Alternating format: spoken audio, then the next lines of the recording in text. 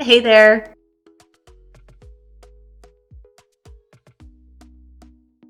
Welcome back, people, and a huge welcome to my Thrival Tribe.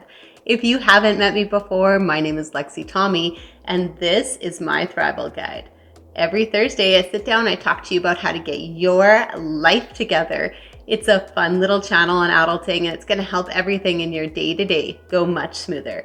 So stay tuned today and subscribe below so I can keep coming back at you every Thursday. Or how are you? I hope you are doing so good today. I hope things are actually positive and going well. I hope you're feeling amazing. And if no one checked in with you yet today, please let me be that person, because I have some great ideas coming up that will make your life just a little simpler. Today, we're going to talk about some really simple ideas to practice a simple home schedule. It's something we all really need, and we are honestly not recreating the wheel here. We are just talking about some super simple ideas to keep your home running smoothly, things that are reminders to you that you can put together and create a system for yourself. If you don't know this already, there are zillions of different cleaning styles. Nothing is universal, nothing is for everyone.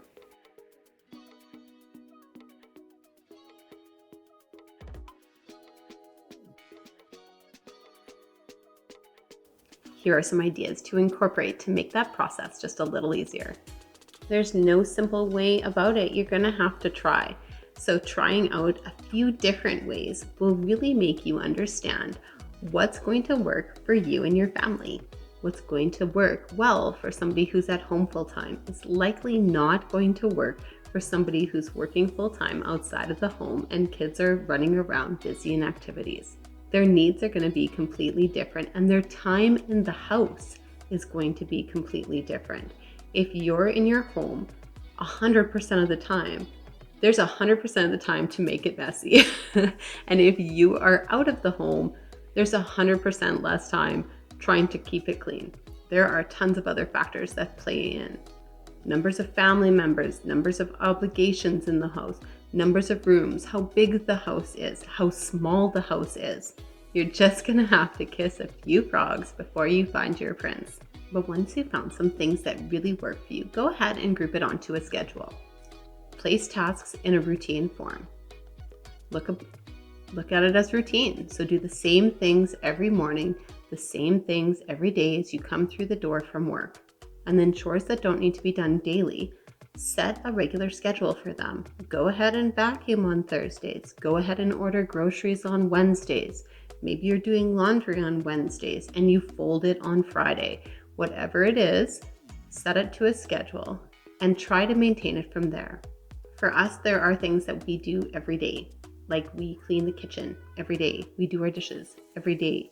We wipe and swipe bathrooms every day. We do toy tidy up and general house tidy every single day. As I've mentioned in other videos, because we are minimized, it's not such a hard task. Doing a whole house tidy up can maybe take half an hour, or it could take 10 minutes. It's the whole reason minimalism has been so effective in our lives. There are some really good cleaning techniques that are habitual in nature that are really neat to note. I personally like my reverse basket clean. It's a really simple concept. I don't know what else to call it. It's something I've been doing for years. But you take a laundry basket and you go from one side of the house. Put everything from each room as you go through your house. Everything that doesn't belong in that room, you put in the basket. Then you go the reverse way through the rooms and put everything back. It's a really easy way to clean and tidy up, minimizing the time you need to do it. As I mentioned, understanding what system works for you is going to be best. I personally like to take the system and make it the systematic clean. Really does work for me because I actually have a home and a place for everything. So if that's something that you're interested in, you may need to find a home and place for everything in your home too. Next, you may need to look at when to clean. And this is also going to be different for everyone. I've heard some people describe it as blocks. I've heard other people describe it as operational hours. However you want to look at it is fine by me. But basically, you designate a time in your day, in your week, in your month to accomplish what you need to accomplish. It works effectively for everyone. If you come home and your routine is to head at it right away, that's your block. If it's right before bed, that's your block. Understanding where your blocks are will give you an understanding of what you can do in between those times. Understanding your blocks will also give you a flexibility in your schedule so that you can add in some fun, some family time, some time with your spouse without things going left undone. The times when you are sitting outside of dance waiting for your daughter's dance to be done, you could be handling all of those little tasks and to-dos on your phone. I can order groceries, I can answer emails, I can answer texts, I can sign up for programming, I can make sure that things are paid, I can check my banking, I can pay bills. There's a multitude of items that I can do in that block while I'm not doing anything at all. If you're in a block where you are stuck sitting for a period of time, that's a perfect block to get all of those little tasks done. It makes it less overwhelming to drop everything and have a play date because you know that that block is coming up next and you can accomplish those tasks at that time. The blocks can also be super helpful for understanding when you need to do all of your physical cleaning duties at home. It can be fun to incorporate your family to help you in that block and to reward them at the end. Understanding when your blocks are and what they would be best suited for will help you plug in the like tasks together. So like I said, all of those emails, all of those electronic little duties and chores and whatever that you need to do, that's that block. All of the physical cleaning tasks, there's a block for that. All of the things that you need to do for your family, there's a block for that.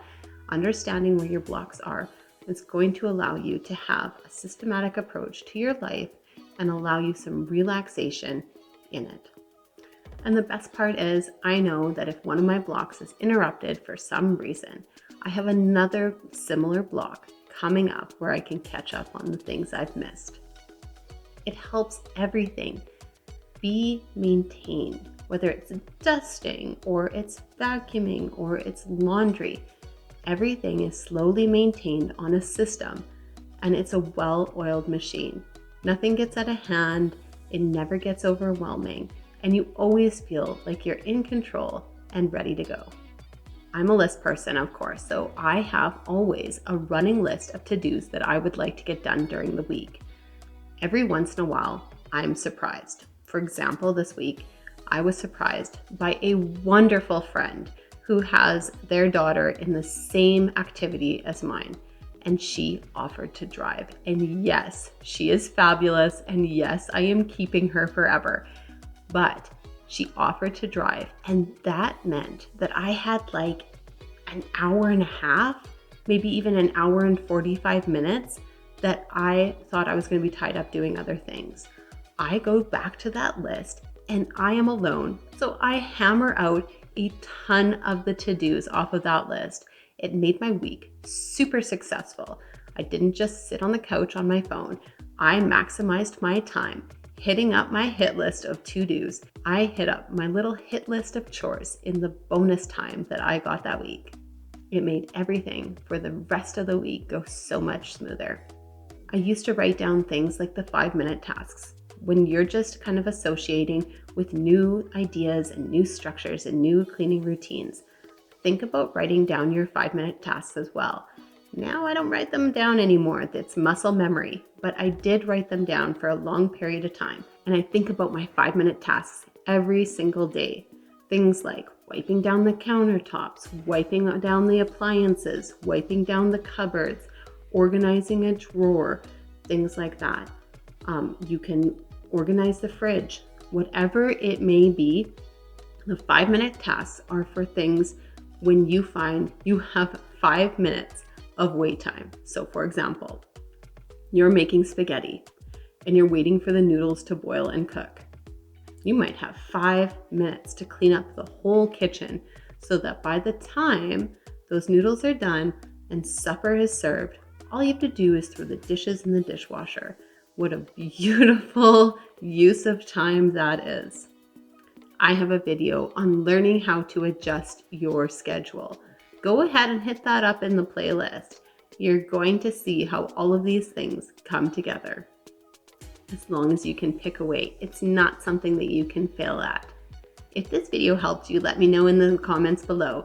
Like and subscribe so I can keep coming back at you every Thursday. I want to thank all of my Thrivers for coming back week after week. I literally could not do this without you. Welcome, Thrivers, to my Thrival tribe. We'll see you soon.